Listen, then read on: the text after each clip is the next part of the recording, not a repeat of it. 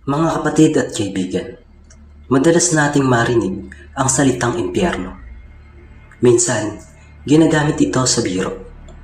O kaya naman ay iniiwasang pag-usapan dahil masyadong nakakatakot.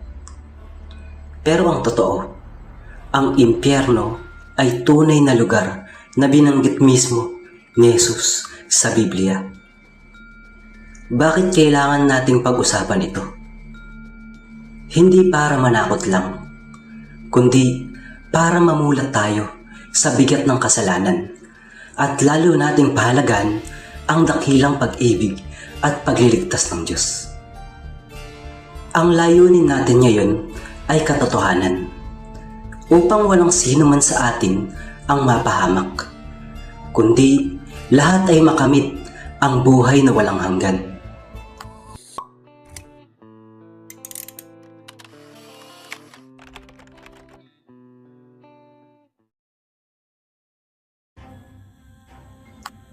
Number 1. Ano ang impyerno ayon sa Biblia? Inilarawan ito ng salita ng Diyos bilang lugar ng walang hanggang paghihiwalay sa Panginoon. Ang tanging pinagmumulan ng lahat ng liwanag, pag-ibig, kapayapaan at kagalakan. Sabi sa 2 Thessalonica chapter 1 verse 9.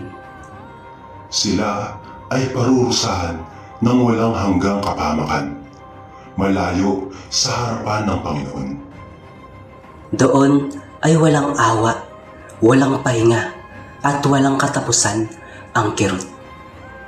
Tinawag itong lawa ng apoy at kadiliman, kung saan mayroong pagtangis at pagngangalit ng mga ngipin. Dahil sa matinding pagsisisi at hirap. Mateo chapter 25 verse 41, Marcos chapter 9 verse 48. Ito ang kabayaran ng kasalanan, ang paglabag sa banal na batas ng Diyos. Number 2. Bakit nga ba ito kailangan na mangyari? Maaaring itanong ng iba, bakit kailangan ng impyerno? Hindi ba maawit ng Diyos? Oo, siya ay pag-ibig. Ngunit siya rin ay ganap na banal at makatarungan. Hindi niya maaaring palampasin ang kasalanan na parang walang nangyari.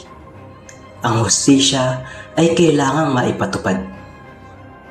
Ngunit, narito ang pinakamahalagang bahagi ng mensaheng ito. Ang impyerno ay hindi dinisenyo para sa tao. Sabi sa Mateo chapter 25 verse 41. Ito ay inihanda para sa dyablo at kanyang mga kasama. Kaya ganoon na lang ang lungkot ng Diyos kapag may taong pinipili ang landas patungo roon. Ang mabuting balita. Ang daan palayo sa kapahamakan. Dahil hindi nais ng Diyos na mapahamak ang sinuman, ibinigay niya ang solusyon. Hindi natin kayang bayaran ang ating kasalanan. Kaya si Jesus ang nagbayad para sa atin. Siya ay nagtiis ng matinding hirap at pagpako sa krus. Dinanas niya ang bigat ng parusang dapat ay para sa atin, upang tayo ay makalaya at magkaroon ng daan pabalik sa Diyos. Sabi sa Juan chapter 3 verse 16. Sapagkat gayon na lamang ang pag-ibig ng Diyos sa sanlibutan.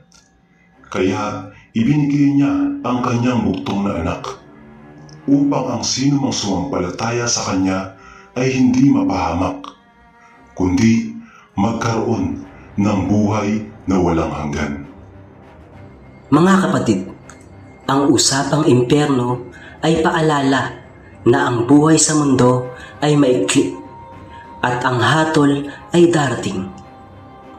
Huwag nating ipagwalang bahala ang alok na kaligtasan. Habang may panahon pa, magsisi tayo, talikuran ng kasamaan at yakapin ang biyaya ng Diyos.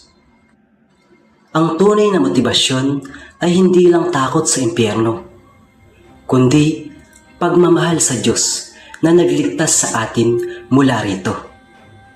Piliin mo si Jesus at makakasama mo siya hindi sa dilim, kundi sa kaluwalhatian magpakailanman.